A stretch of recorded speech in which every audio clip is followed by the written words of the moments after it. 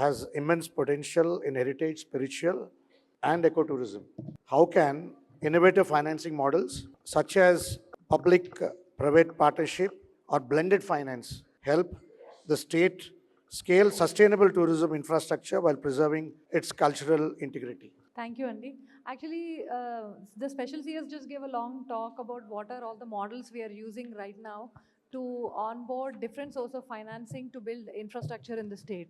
I just want to add to what Sir was talking about by saying that to bring in tourist products beyond infrastructure-based products, because Samit is here and I know he'll be able to expand more on this. We are also working on building event IPs where we do have a public-private partnership mode, in the sense the government is willing to fund initially a small amount or at least for the first 2-3 years, but the expectation is that over the next few years, the event manager himself succeeds in building a brand so that the event has life.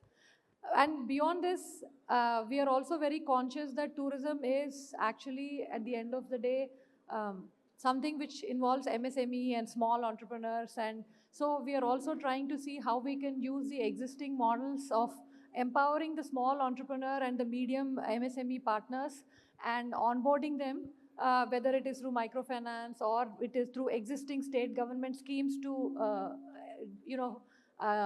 offer debt to MSME partners, or working with them to see if we can bring in a VGF model. So broadly, these are the things we are doing right now. Yes. Thanks a lot, ma'am. Next question is to Saugya, sir.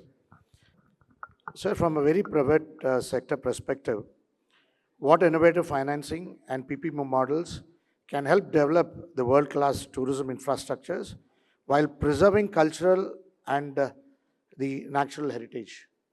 Thank you very much, Vijayanji. Thank you very much, Government of Andhra Pradesh, CII, giving me opportunity in this panel. And this is a very interesting topic. As a private player, to look into the PPP mode and to look into the investment plan, it is definitely a different thought process. Today's date, it is possible. And what is basically, my question is two-part, I think. One is like, innovative financial system, and second is the PPP mode. Innovative financial mode now, one is, there is a system called green bond and blue bond, where we are, most of the people are depending on this, and they are going for so many natural and so many, earning through the natural process. And they are also investing in small scale hotels, small scale ecotourism, from where they can earn really money through these two bonds, green bond and blue bond. Another one is impact investing. Impact investing means there is a there is a good monument where people are investing, where immediately it is creating impact in the market, and in the total public will know, yes, this is the investment has happened, and immediately impact is there in the market. So this is also a very new source of investment, and where the people are interested. And there is another one is the crowdfunding. There is a lot of events are happening. There is a lot of social gatherings are happening, where the crowdfunding is playing an important role. So crowdfunding is a very important things in the this new system of funding. Another funding is a multilateral funding, where you are getting a support from World Bank, Asian Bank, and also the lot of professional companies who is giving a professional supports to develop your tourism projects. So these are the four major things what I can tell you, a innovative way of funding. And the next question is the PPP mode. and how the PPP mode we can, we are encouraging. One is the adopt a heritage site, like, adopt a heritage system. Heritage system in the sense, lot of corporate houses are there who is CSR funding till industry people, and that is also possible through PPP mode. And last one, I can tell you, technology driven PPP. Technology is playing a very important role for the PPP mode. And today's date, everything on the, whether it is a tourism side, hospitality, anything that is going on the PPP mode.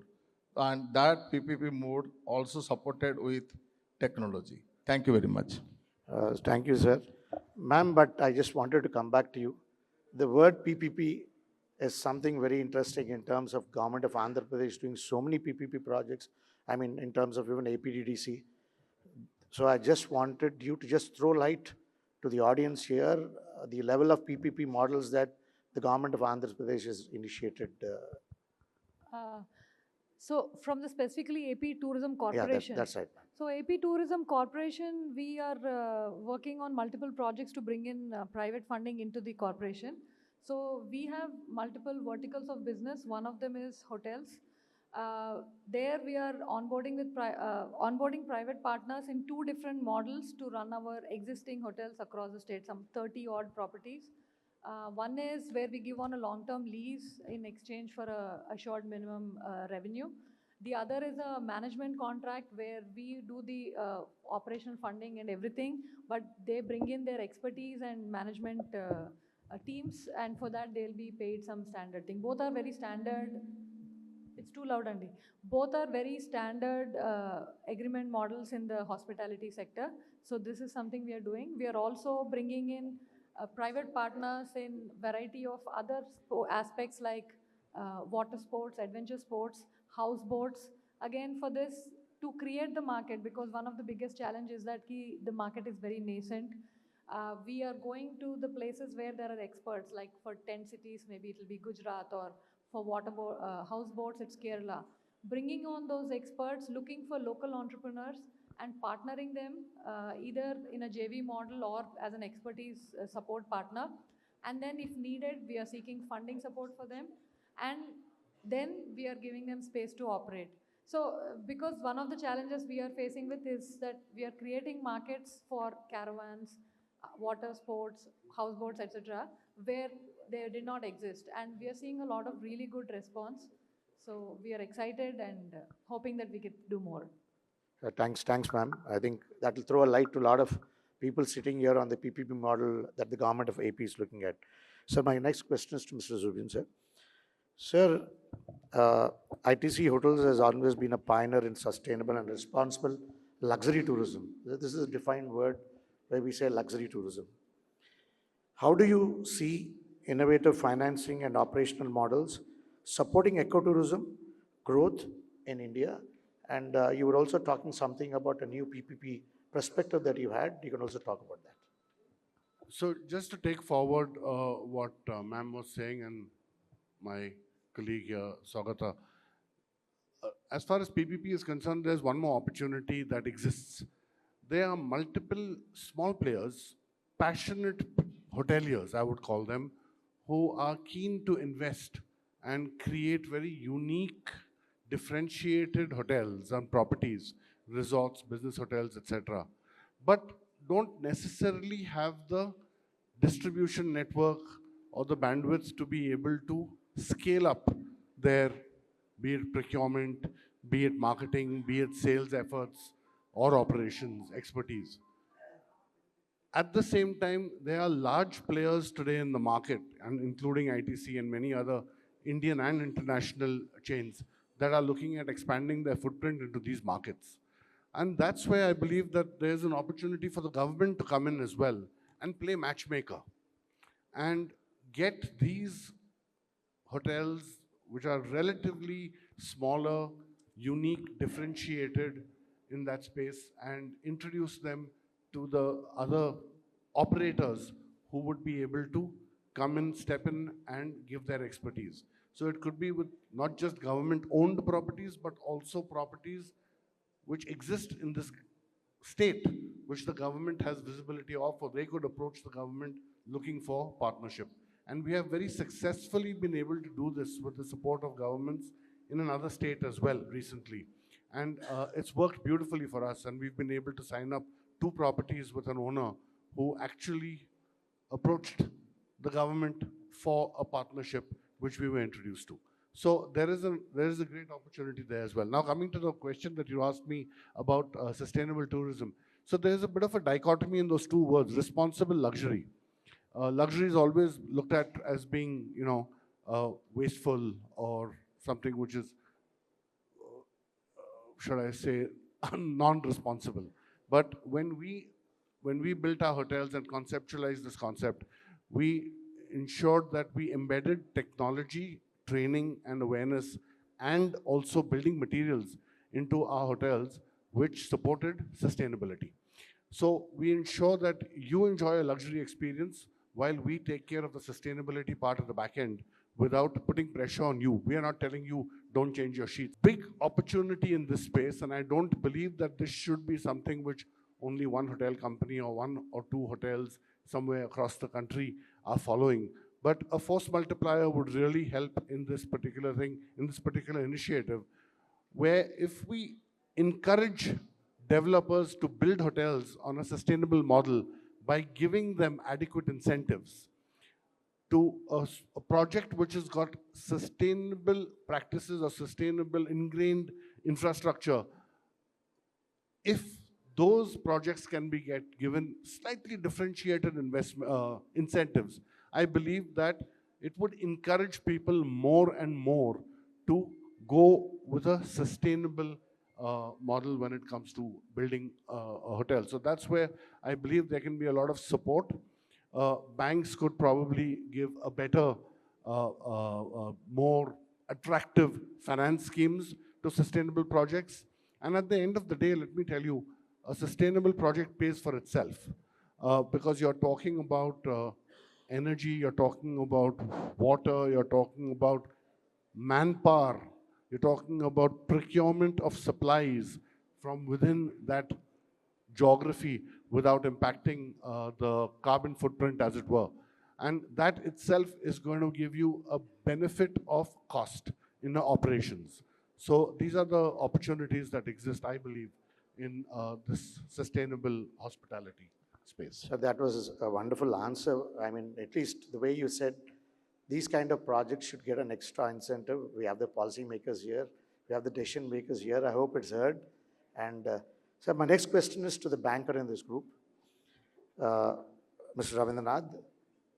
Sir, how can banks like Axis Bank support tourism development through innovative financing, solutions for hospitality, heritage, and ecotourism projects? Very good evening, friends, and good evening to all the dignitaries here. And thanks for the entire government of Andhra Pradesh for having me here.